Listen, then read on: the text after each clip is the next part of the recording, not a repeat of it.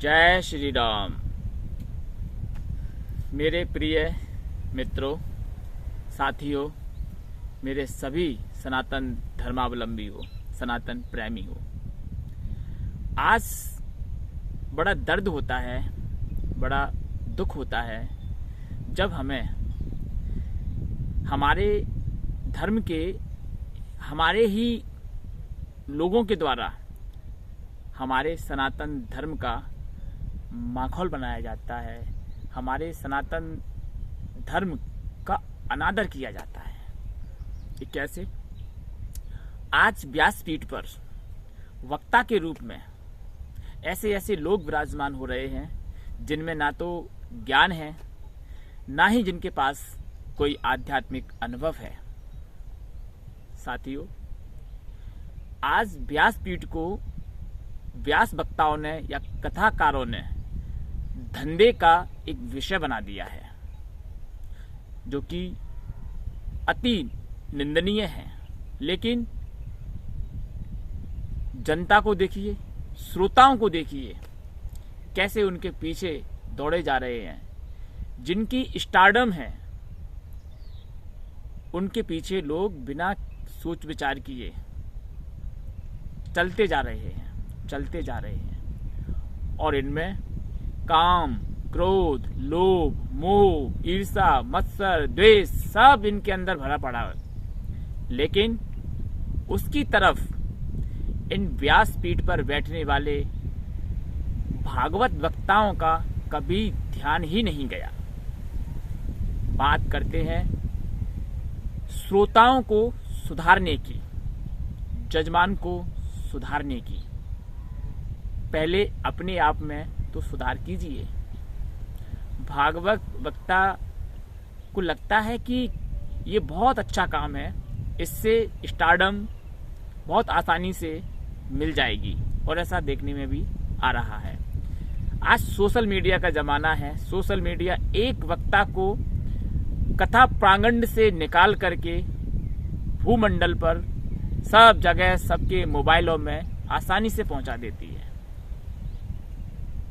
मित्रों, जिन लोगों को अभी कथा पंडाल में श्रोता बन के बैठना चाहिए, कथा को सुनना और श्रवण करना चाहिए, ऐसे लोग व्यासपीठ पर कथा व्यास बन करके लोगों को अनर्गल बातें, अनर्गल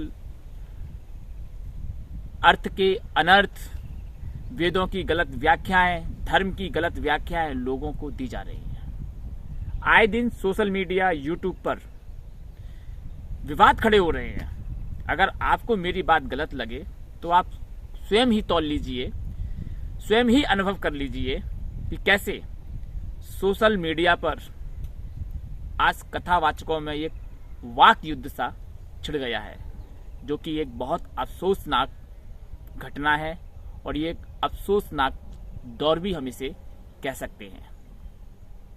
कोई राधा नाम को लेकर के टिप्पणी करता है, तो कोई वृंदावन को लेकर के टिप्पणी कर देता है, तो कोई और अपने अर्थ के अनुसार कोई कभी वेदों को गलत ठहराता है, तो कभी कभी कोई वेदों के विद्वानों को गलत ठहराता है। लेकिन अपने मत का स्पष्टीकरण वो आज तक नहीं दे सके। होता क्या है, जब कथा व्यास या व्यासपीठ पर बैठा हुआ वक्ता ऐसी कोई अनर्गल टिप्पणी करता है धर्म के विषय में, तो देश के अंदर आज सोशल मीडिया का जमाना है, हर व्यक्ति तक ये बात पहुंचती है, तो देश में आंदोलन खड़े होते हैं, फिर उनको माफी मांगनी पड़ती है। तो ये भी तो एक अफसोसनाक घटना है कि व्यासपीठ पर बैठा हुआ वक्ता लोगों से जाए और माफी मांगे। ये एक दुर्भाग्य की बात है। ये कोई हमारे लिए गर्व करने वाली बात नहीं है कि व्यासपीठ पर बैठा हुआ वक्ता जनता के सामने जाकर के नाक रगड़ करके माफी मांगे। इससे ये सिद्ध होता है कि उसमें अभी योग्यता नहीं है। उसने अपनी जो व्यासपीठ पर अपना जो वक्तव्य दिया है, कहीं ना कहीं वो वक्तव्य गलत है। इसीलिए तो जनता में आंदोलन हो रहा है, आंदोलन चल रहा है। अभी हाल ही का एक मैटर आया। शहडोल में एक आश्रम है जिसके महंत हैं या जिसके ऋषि हैं, संत हैं, आप जो भी कहें, शक्तिपुत्र जी महाराज। शक्तिपुत्र जी महाराज ने आर्य समाजियों को लेकर के, वेदांतियों को लेकर के, स्वामी दयानंद सरस्वती जो कि वेदांत के प्रकांड विद्वान हैं, जिन्होंने सत्यार्थ प्रकाश जैसी ग्रंथ की रचना की है और मानव जाति को एक अभूतपूर्व वरदान दिया है, उनके लिए शक्तिपुत्र जी महाराज ने कहा कि ये समाज में भ्रांति फैला रही है और आए मेरे आश्रम में आके मुझसे बहस करें। इसी को लेकर के देश में आर्य समाजियों में आक्रोश देखने को मिल रहा है। क्या मैं पूछता हूं, क्या जरूरत थी शक्तिपुत्र महाराज जी को ये सब बातें करने की व्यासपीठ से? क्योंकि जब कोई व्यासपीठ का वक्ता व्यासपीठ पर बैठ करके कोई वक्तव्य देता है तो उसके हजारों लाखों शिष्य होते हैं और वो एक के साथ में हजारों लाखों लोगों के माइंड को इफेक्ट कर सकता है और इसका दुष्परिणाम, दुष्प्रभाव हमारी भारतीय सनातन संस्कृति पर पड़ेगा, निश्चित तौर पर पड़ेगा। ऐसे ही तुलसी पीठ के पीठाधीश्वर, मैं उनका बहुत सम्मान करता हूं, आदर करता हूं, लेकिन जो हकीकत है वो मैं आपको बता रहा हूं। पीठाधीश्वर श्री रामभद्राचार्य जी महाराज के द्वारा राम कथा कहते हुए एक वक्तव्य दिया गया कि स्वामी दयानंद सरस्वती के द्वारा रामायण और भागवत, राम और कृष्ण को काल्पनिक कह के संबोधित किया गया है।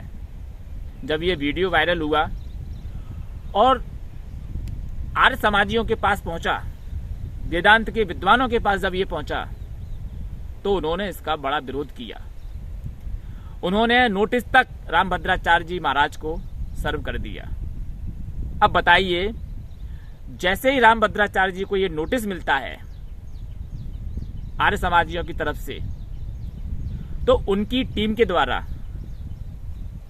जो वो वीडियो था जिसमें वो कहते नजर आ रहे हैं, सुनाई दे रहा है कि कैसे आर्य समाजियों ने, दयानंद सरस्वती ने, जो कि आर्य समाज के फाउंडर हैं, संस्थापक हैं, उन्होंने रामायण और भागवत को काल्पनिक कह के संबोधित किया।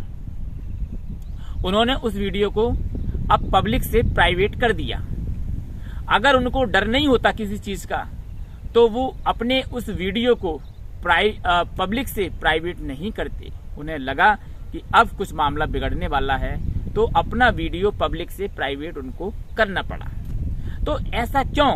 आर्य समाजियों ने ये दावा किया कि वो कहीं पर भी, किसी भी जगह ये बता दें कि स्वामी दयानंद सरस्वती ने रामायण और भागवत, राम और कृष्ण को काल्पनिक कहा है, वो सिद्ध करें इस बात को। बस इतनी सी बात पर, अन्यथा लीगल जो एक्शन होगा वो जो दयानंद सरस्वती के जो फॉलोवर्स हैं उनके द्वारा तुलसी पीठाधीश्वर के विरुद्ध लिया जाएगा। तो ये सब सुनना, देखना हमारे लिए कोई सौभाग्य की या गौरव की विषय की बात नहीं है, क्योंकि रामभद्राचार्य भी हमारे हैं, दयानंद सरस्वती भी हमारे हैं, शक्तिपुत्र महाराज जी भी हमारे हैं। तो फिर ये विवाद आपस में क्यों ये विवाद? साथियों, ये तो बात है हमारे देश के कुछ जाने माने व्यासपीठ पर बैठने वाले वक्ताओं की।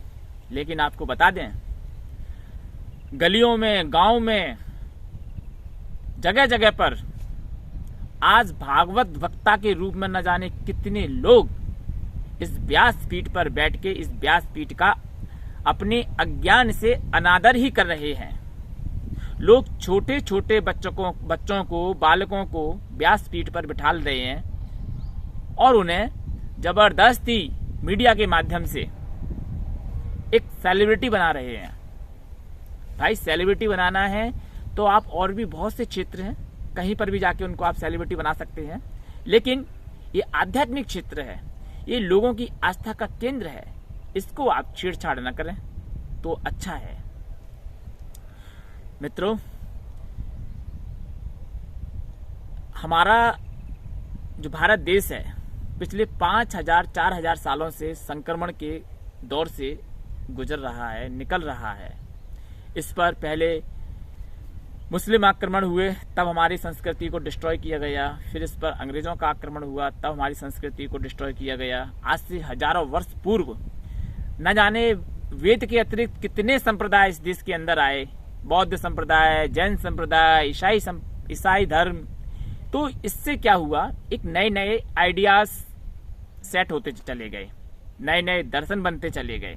तो ये एक संक्रमण का काल है। पिछले 4-5 हजार साल का जो भारत का काल है, ये एक संक्रमण का काल है। इस दौर से हम वैदिक संस्कृति, वैदिक ज्ञान भी इस दौर से गुजरा है और उसका कहीं ना कहीं इन पंथ संप्रदायों के कारण ह्रास भी हुआ है, हानि भी हुई है। कुछ मिलावट भी की गई है, कुछ षड्यंत्र भी सनातन संस्कृति के लिए पंथ संप्रदायों के द्वारा किए गए हैं। वैदिक धर्म को समूल नष्ट करने के लिए, उसका नाश करने के लिए अभियान, आंदोलन यहाँ सुनियोजित तरीके से हजारों वर्षों से चलते आ रहे हैं। ऐसे संक्रमण काल में जब हमारे कथावाचक व्यासपीठ से इस प्रकार के वक्तव्य देंगे जिनको उठा करके कोई भी वामपंथी सोच वाला या कोई भी संप्रदाय जो कि हिंदू धर्म को टारगेट करना चाहता है, जो सनातन संस्कृति को टारगेट करना चाहता है, वो आसानी से लोगों में इन कथावाचकों के स्टेटमेंट को लेकर के एक अश्रद्धा, अविश्वास उत्पन्न करने के लिए तत्पर हैं। इसीलिए मेरा अनुरोध है, विनम्र करबद्ध निवेदन है कि कृपया व्यासपीठ पर समाज के लोगों के द्वारा उन्हीं व्यक्तियों को विराजमान किया जाए जो वास्तविकता में उस व्यासपीठ पर बैठने के अधिकारी हैं। अब ये अधिकारी कौन होता है? जो ज्ञान में निपुण हो, जिसको वैराग्य की स्थिति में हो, जिसके मन में वैराग्य के बीज उत्पन्न होते हों, ऐसे व्यक्ति को आप व्यासपीठ पर बिठा लिए। निश्चित तौर पर हमारे भारतीय संस्कृति का, हमारे भारत का जो खोया हुआ गौरव है, वह पुनः इन्हीं कथाकारों के माध्यम से फिर से वापस आएगा। जय श्री राम, जय श्री कृष्ण।